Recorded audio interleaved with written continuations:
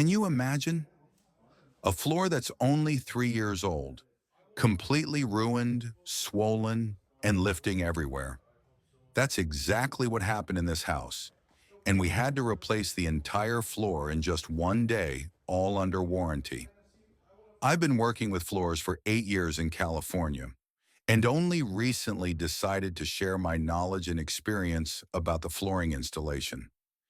In this video, while I'll show you the full replacement process, I'll also share the 5 biggest reasons why floors swell, reasons that cause 99% of all buckling problems, just like in our case today. Of course, I couldn't record audio while working, it too noisy on the job site, so I decided to voice this video separately, professionally, so it's easier for you to follow. And here's the scary part. These mistakes can happen even with new floors. Today's project wasn't nearby. It was an hour-and-a-half drive out to Manteca, California. By 8 a.m., we were already on site. Here it is, a brand new, beautiful house with a completely swollen floor. Wait, how is that possible? Only 3 years old, and you're already replacing the whole floor? Yes, and that's exactly why I'm filming this video, to show you what caused it. First step, the furniture. All the big pieces go to one side of the house, and the smaller stuff we move outside. It's always a bit funny, but without this step, you can't replace the floor. Step 3, removing the old floor. All throughout the video, I'll be showing you every tool I use to rip out the old floor and put in the new one. And if you want them too, I left the Amazon links down below. Now, to remove the old floor, honestly, I don't need a ton of fancy tools. Just a crowbar and a hook to get that very first row up. Once that's done, the rest comes out pretty easy. And of course, you'll need a van or a truck, because all that old material has to make its way to the dumpster somehow. Oh, and don't forget knee pads and gloves. Trust me, after a few hours on the floor, your knees and hands will thank you. Now, in this house, we were lucky. The baseboards were already taken off by someone else, but in most cases, you'll have to remove them to take out the old floor. Don't worry, it's simple. All you need is a utility knife, a thin putty knife, and a hammer, plus the crowbar we already have. And here's a tip. If you take the baseboards off carefully, you can reuse them after installing the new floor. That's an easy way to keep a little extra cash in your pocket. All right, at this stage, that's all the tools we need. Now let's get back to removing the old floor. This is where it gets interesting. We're ripping out the entire floor. Think about it. The house is only 3 years old. The floor still looks new, but it's all headed straight to the trash. Every single plank. And the truth is, just one small mistake like this can cost thousands of dollars and weeks of frustration. But couldn't you just keep most of the floor and replace only the damaged part? In this case, no. The whole floor was damaged. But in other situations, yes, you can replace just one broken plank right in the middle. We actually showed that step by step in another video, full of practical tips on how you can do it yourself. Links down in the description. After demo, it's all about cleaning. At this stage, we're basically surgeons. Every speck of dust, every tiny pebble has to go. We vacuum until it's spotless, clean like a pharmacy. Because believe me, if even one little stone is left under the floor, sooner or later that plank will crack right under your feet. Step 4, moisture barrier film. It has to be 6 millimeters thick. That's the most important part. Now in the moisture barrier, this is also our second tip. In this house, for some reason it wasn't installed, and that's the main reason the floor swelled. On the first floor, without a moisture barrier, the floor is doomed. Moisture always comes from the ground. On the second floor, you don't need it, but here it's absolutely required. We smooth the film perfectly and seal it with clear tape. If you skip that step, you'll get waves under the floor. And trust me, you'll feel them every single time you walk. Okay, But what if I just lay the film down without taping it? If you don't tape it, it's the same as not laying it at all. Moisture will still find its way through, and even a so-called waterproof floor will buckle. It doesn't matter if it's almost all plastic.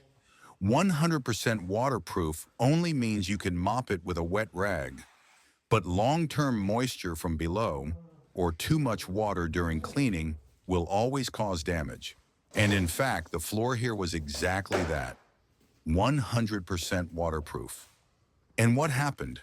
3 years later, straight to the dumpster. It just couldn't handle the moisture. All right, tools are ready, and we're about to start laying the new floor.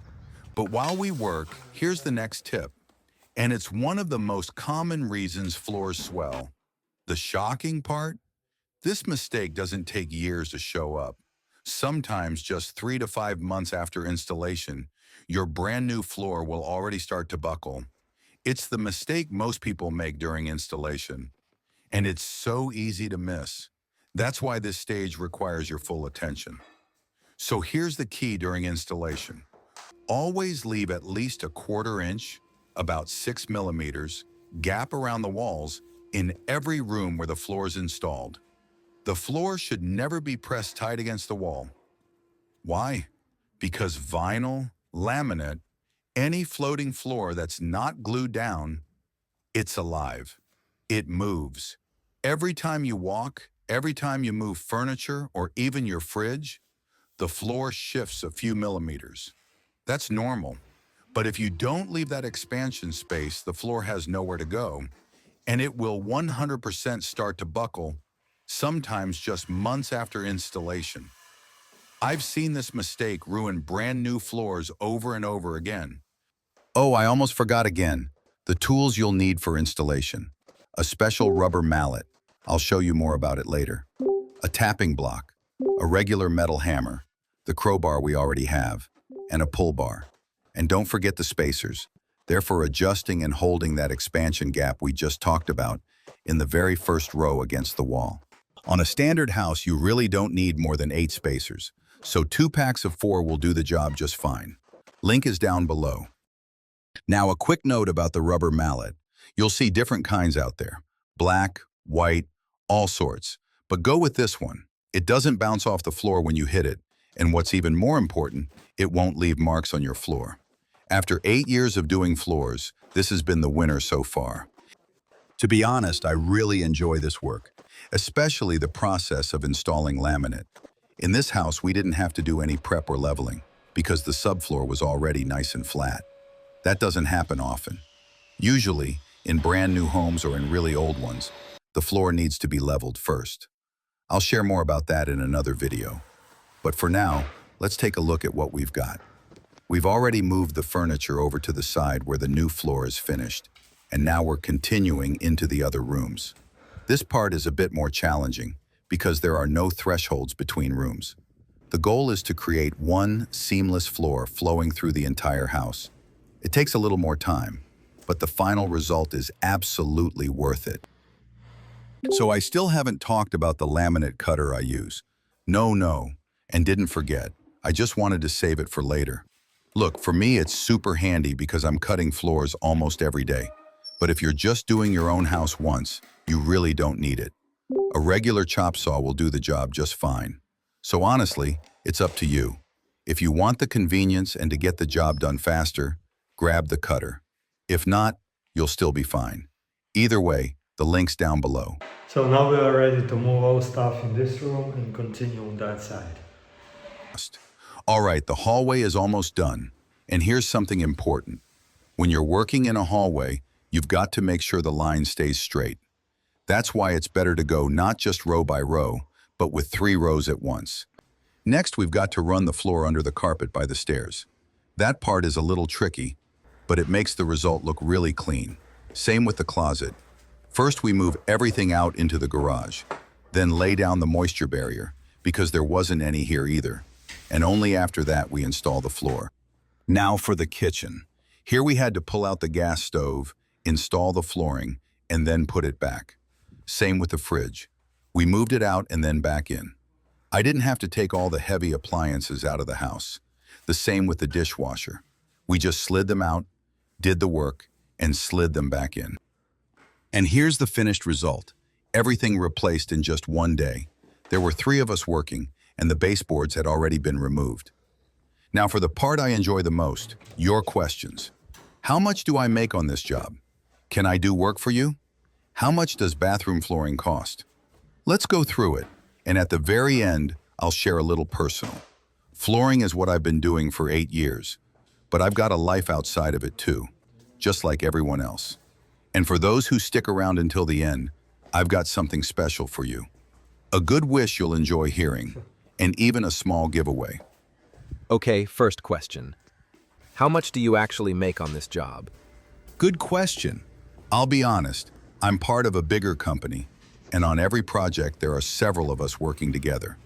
Each one has their own paycheck, and I'm just one of the team. So there isn't one flat number. In the end, I'm thankful to God for this work.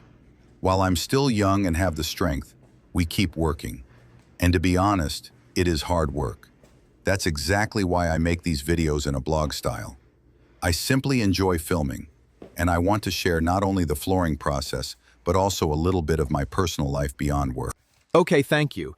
Here is another. Can you do the work for me if I also want to replace my floors? Yes, of course. We live and work here in California, and flooring has been our job for 8 years. So if you're local and want help with a project, just reach out. I'll leave my info in the description. And if you're around the Elk Grove area, within about 100 miles of zip code 95758, we can definitely come out and help.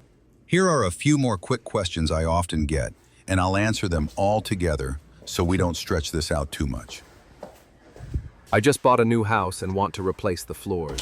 Remove the carpet in the bedrooms and put laminate instead. Can you do that? What about stairs? Can you do them in wood or laminate? Yes, absolutely. We do all of that. New houses with carpet removal and laminate installation, as well as stairs in laminate, wood, or even real hardwood on glue. And it doesn't matter if it's a brand new house or an older residential home, we work on both.